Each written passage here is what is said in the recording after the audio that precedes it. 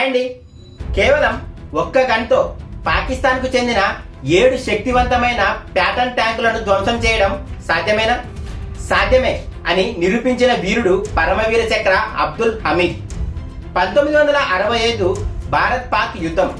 పంజాబ్లోని came Karan సెక్టార్లోకి America తయారు చేసిన భయంకరమైన ప్యాటర్న్ ట్యాంకులతో శత్రుడు చొరబడ్డారు. అప్పుడు అబ్దుల్ హమీద్ తన రీకాయిల్ లెస్ గన్ అమర్చబడిన జీపుతో ప్రాణాలకు తెగించి వారికి ఎదురు వెళ్లారు. ఒక్కొక్కటిగా 7 ట్యాంకర్లను పేల్చుతూ శత్రువుల గుండెల్లో వణుకు పుట్టించారు. 8వ ట్యాంకర్ను పేల్చే క్రమంలో ఆయన వీరమరణం పొందారు. భారత ప్రభుత్వం ఆయనకు అత్యుత్తమ సైనిక పురస్కారం అయిన పరమవీర చక్రను ప్రకటించింది. ఈ భారత వీరుడి సాహసానికి ఒక లైక్ కొట్టి కింద కామెంట్స్ లో జై హింద్ అని టైప్ చేయండి. అలాగే ఇలాంటి మరికొంతమంది వీరుల సాహసాల గురించి తెలుసుకోవడానికి మన ఛానల్ ను సబ్స్క్రైబ్ చేసుకోండి. Thanks for watching.